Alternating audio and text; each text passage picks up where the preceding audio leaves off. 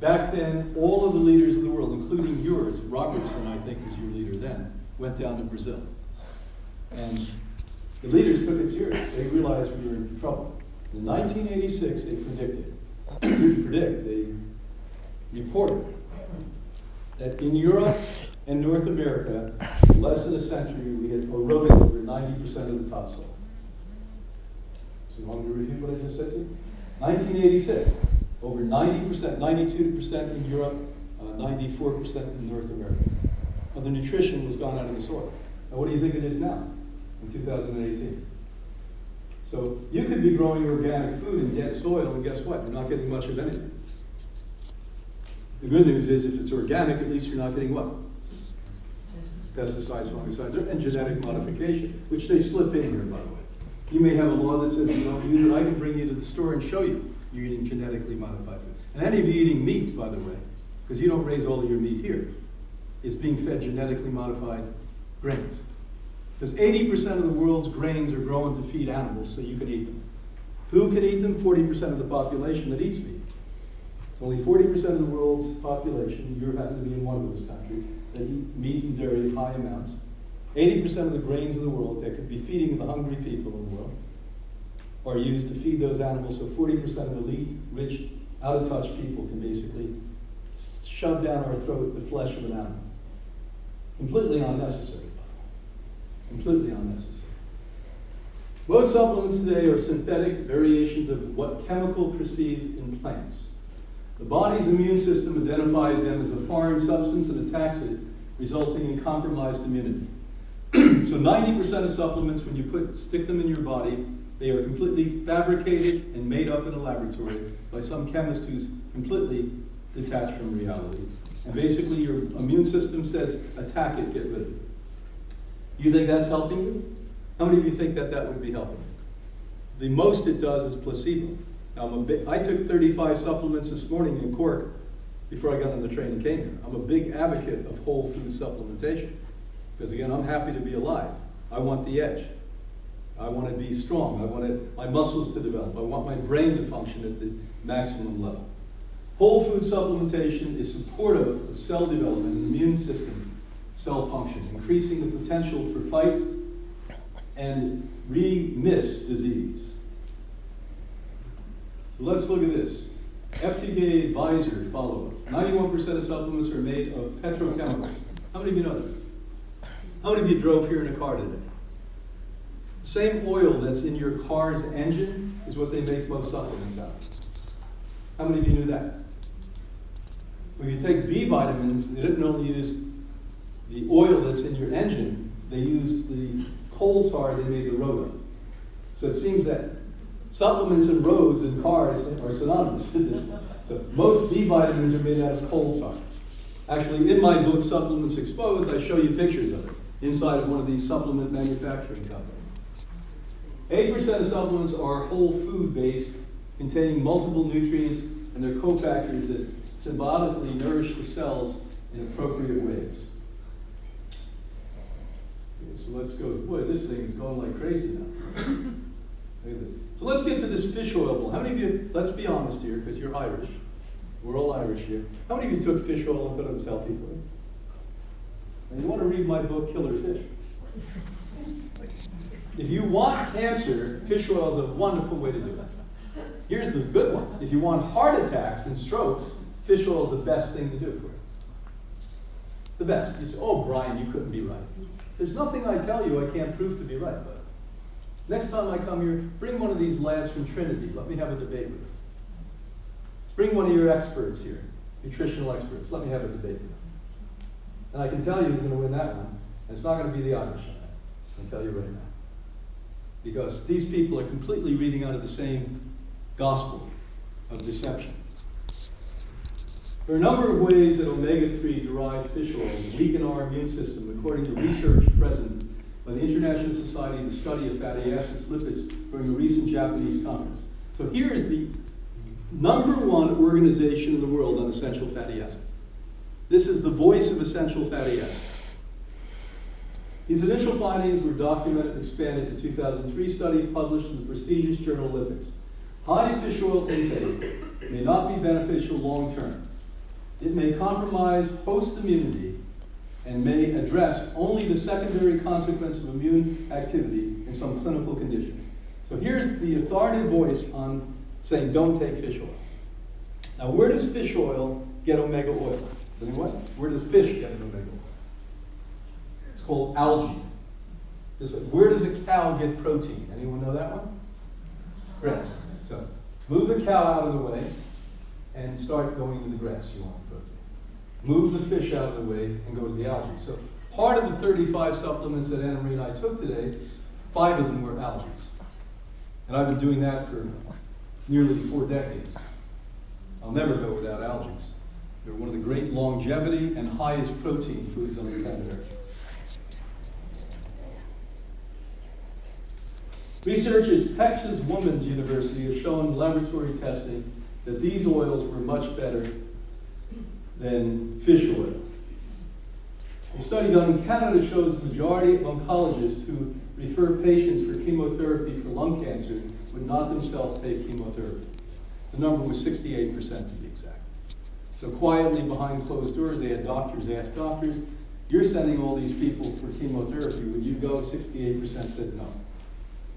How many doctors a year come through Hippocrates and tell us not to call them doctors? Last year there was 18. Only 2 of them were brave enough to say they were doctors and admit to people why they were there. Curcumin has the potential to stop the proliferation of blood vessels that feed cancerous tumors. Thereby it can stop cancerous growth. We make the strongest turmeric extract on the planet Earth. It's called phytoturmeric. It's called Life Giver. Because we take 1 kilo, 2.3 pounds, a little over a kilo of turmeric, and extract the medicine out of it for 1 pill. Why? Because we're not dealing with just serious health seekers, we're dealing with seriously sick people. So we can't tell you one thing and do another thing. This stuff works like a miracle, but you have to have enough of it. Indians, by the way, only need a little bit of turmeric.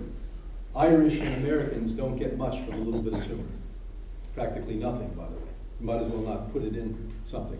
Genetically, they're predisposed to getting the curcuminoids, the medicine out of turmeric. You're not.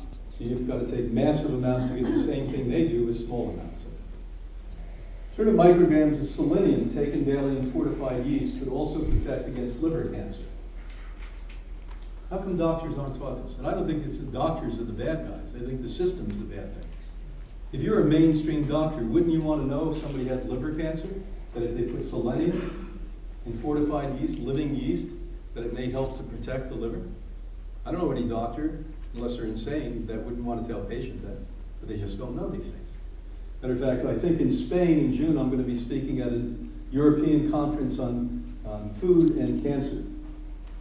Plant-based foods and oils rich in omega-3 acids contain gamma-linolenic acid, GLA, a substance found in disintegrated tumor cell linings and reduced tumor growth in animal studies. What does that mean? You know what that means? The science jargon means that if you, by the way, take GLA, it's going to help you break down cancer, help you break down tumors. 4 decades of personal work with tens of thousands enduring advanced cancers has led us to one concrete conclusion. Organic plant-based nutrition is singularly the most important factor in the prevention and reversal of all forms of cancer. Its inherent arsenal of phytochemical elements far supersede even the most ambitious attempts science has made in the conquest of this killer. So that's what I want to say to you today. So let's open for some questions on this subject. You have something to say in between? No, we can do questions, but just give me a second for this tonight. We have, is that on? Can you hear it? We have 2 people here today that, well, we have a lot of people that have been to Hippocrates and healed themselves, but 2 that stood out, so I invited them along especially to give you 5 minutes of the story. Annette Burns, she kind of struck me as somebody that, I'm doing crossover here. She struck me as somebody that, are we okay? Somebody that really made a remarkable recovery. So I'm going to invite her to tell her story. And then Tom really was at death's door, and I can verify that, believe you me, because I remember people asking me, was Tom going to make it? And he's done a great job, and I want them to... Why don't you both come on up here so everyone can hear you? Come on up to the front, rather than mumbling it around the back there.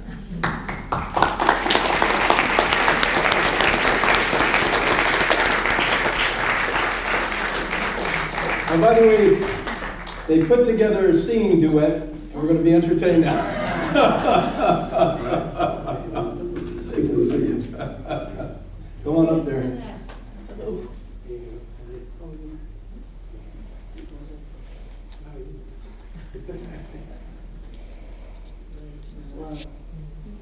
This is on. There you are. If anybody said 10 years ago that I would stand in front of half a dozen people and speak, I would say, no, couldn't do it. The worst sort of nightmare for me. But 10 years, this Thursday, I was told I had a few months to live. I had a cancer that started here.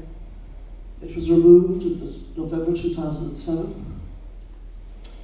And I was 3 weeks into radiation in the February, March time. And another one returned. I saw the doctor on the Wednesday, which would be this week, 8 years ago. 10 years ago. When he said it was back, he confirmed it was back, and he would like to have a PET scan first to see if it had travelled anywhere else. The PET scan was arranged for the next day, but in the meantime, he arranged that I would be admitted to hospital, St. Vincent's, on this Sunday to have my leg removed on the Monday. On the Thursday I had the PET scan. We got a call on the Friday to see him in his office on the Saturday, and he said he wouldn't be going ahead with the operation.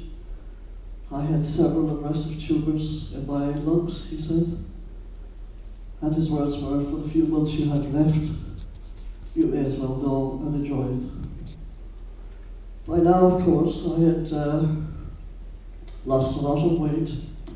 Not by now, but I had lost a lot of weight prior to the cancer being diagnosed. And when I left the hospital after the operation in November of 2007, I was told to go out, eat everything, his words were, everything you've previously denied yourself. I was about 10 stone, and 2.5 stone my normal weight would have been. And the nutritionist gave me a list of all the foods to eat. My husband Henry down there was delighted to go and get all those foods, because there was all sorts of sugars in it, cream, everything. And so by March the 8th, 2008, when I was sitting in front of him, I looked very healthy. I had put on all my weight, and I was great. But he said, in only a few months, and enjoy it. We came out into the St. Vincent's coffee dog reception area, and we sat there. We don't have children of our own, but we have a big family. And I don't know why I'm getting emotional. Well, this is a great anniversary, 10 years later.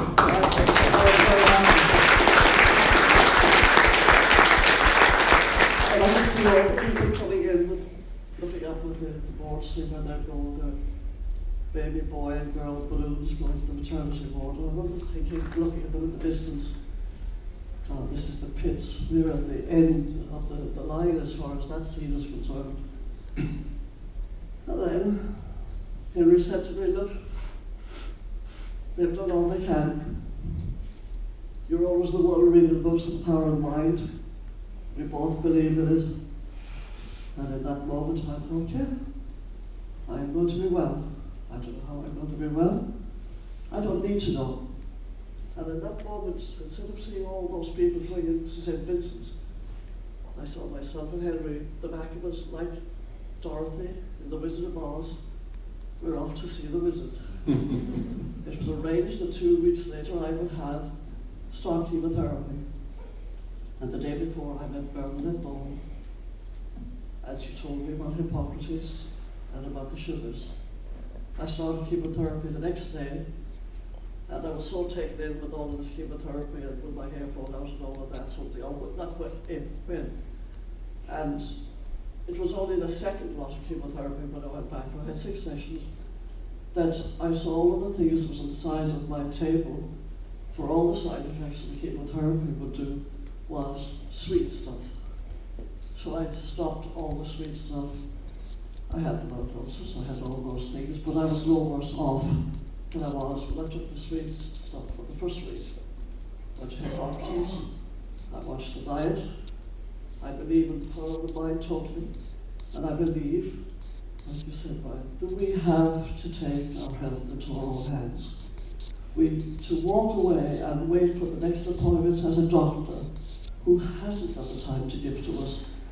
We, I believe, are one of hundreds that they see. For us, they are the only one we see, and we have to wait the next time. So I continually worked. I continually did affirmations. I would see myself well. I watched the food. I was never a meat eater anyway, so it was easy for me on that score. I went back for scans, but as was suggested when I was at Hippocrates, that I should try and avoid having too many scans in a short space of time. And I realised that as well, because when you go in for a scan or an x-ray and the person doing it leaves the room, and you're left to it, you know it can't be all that great. You're being fried. So the first 6 months I went back, the cancers were reducing. And by October 2010, there was no trace. So the oncology doctor asked for a PET scan, and I said I was a bit reluctant for a PET scan. Why was he calling for it? And he said he would like to see where they've gone. Because I'm not supposed to be here. Doctor's I'm not supposed to be here. He was a very nice man, but I understand that he has taken the route of oncology, and therefore he believes that, or else he wouldn't have taken that route, that it's oncology that's going to work.